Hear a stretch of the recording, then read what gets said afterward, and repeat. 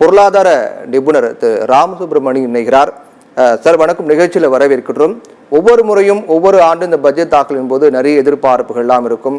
இல்லை ஓரளவுக்கு யூகிக்கலாம் இந்த மாதிரியான அறிவிப்புகள்லாம் முக்கியமாக இடம்பெறும் அப்படின்னு.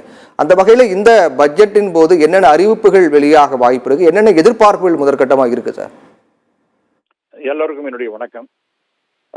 இந்த ஒன்றிய அரசினுடைய பட்ஜெட் நீங்க குறிப்பிட்டது போல போன முறை பிரசன்ட் பண்ண பட்ஜெட் என்பது ஓட்டார் அக்கௌண்ட். அதனால அப்ப பெரிய அறிவிப்புகள்லாம் வராது என்று எல்லாருக்கும் தெரியும். இந்த தடவை தான் ரெகுலர் பட்ஜெட் மூன்றாவது முறையாக என்டிஏ பதவி வருகின்றது. இந்த நேரத்தில் மூன்றாவது முறையாக வந்திருக்கின்றது.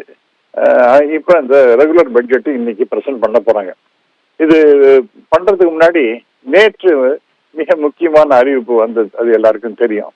உங்கள் தொலைக்காட்சியிலையும் அதை பலமுறை ஒளிபரப்பு செய்திருப்பீர்கள். அது என்னன்னா எக்கனாமிக் சர்வே. அதுதான் எப்படி நாட்டினுடைய பொருளாதாரம் இருக்கின்றது, எந்த நிலையில் இருக்கின்றது, எப்படி செல்ல இருக்கின்றது, என்னென்ன இடர்பாடுகள், என்னென்ன பிளஸ் பாயிண்ட் எல்லாத்தையும் கோடிட்டு காட்டுவது என்பது எக்கனாமிக் சர்வே. அந்த எக்கனாமிக் சர்வேயின் படி என்னென்ன எதிர்பார்ப்புகள் நாம் இந்த பட்ஜெட்ல எதிர்பார்க்கலாம் என்றால், நிறைய வேலை வாய்ப்புகளை உருவாக்குகின்ற பட்ஜெட்டாக இது இருக்கணும். இல்லைன்னா ரொம்ப கஷ்டம்.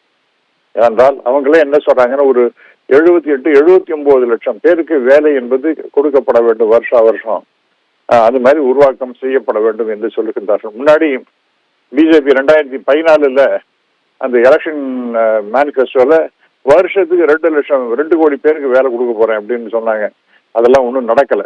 இந்த முறை இந்த எக்கனாமிக் சர்வேயே சொல்லுகின்றது எம்ப்ளாய்மெண்ட் ரொம்ப மிக முக்கியமானது.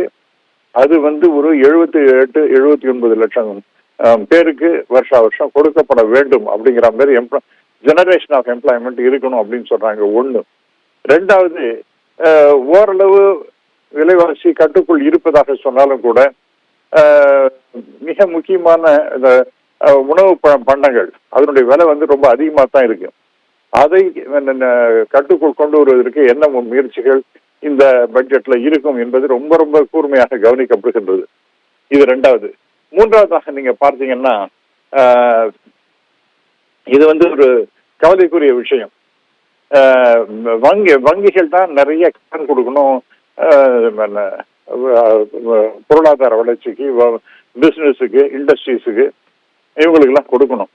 அவங்கள்ட்ட இருக்கக்கூடிய பணத்தை தொழிற்சாலைகளும் கமர்ஷியல் ஆர்கனைசேஷன்ஸும் வாங்கி அதை அவங்களுடைய தொழிலை தொடங்குவார்கள் அல்லது விருத்தி பண்ணுவார்கள், எக்ஸ்பேண்ட் பண்ணுவார்கள். டைவர்சிஃபிகேஷன் என்பது நடக்கும். ஆனால் இப்ப என்ன மேஜர் பிரச்சனை வந்திருக்கின்றது என்றால், இன்னைக்கு சேவிங்ஸ், பொதுமக்கள்கிட்ட இருக்கக்கூடிய சேவிங்ஸ் என்பது வங்கிகளுக்கு செல்வதில்லை. பெரும்பாலாக முதலீடு என்பது வங்கிகளுக்கு செல்லாமல் ஸ்டாக் மார்க்கெட்ல கொண்டு போய் போடுகின்றார்கள். ஸ்டாக் மார்க்கெட் என்பது ஒரு சூதாட்டமான இடம். அந்த இடத்துல அதிகமாக போடுகின்றார்கள் அப்படிங்கிற மாதிரி. ஏனென்றால் அதுல ரிட்டர்ன் அதிகமாக கிடைக்கும். முதலீட்டுக்கு அதிகமான அளவிற்கு திரும்பி வரக்கூடிய பணம், அதாவது ரிட்டர்ன் என்று சொல்கின்றோமே, அது இருக்கும் என்று அவர்கள் கருதுகின்றார்கள். அதனால போடுறாங்க. அதனால ஆர்டிபிஷியலாக, அதாவது இயற்கையாக இல்லாமல் செயற்கையாக பெரிய அளவிற்கு ஸ்டாக் மார்க்கெட் ஏறிக்கொண்டே இருக்கின்றது என்பது மிகப்பெரிய கவலை. நேற்று எக்கனாமிக் சர்வே அதை கோடிட்டு காண்பிக்கின்றது.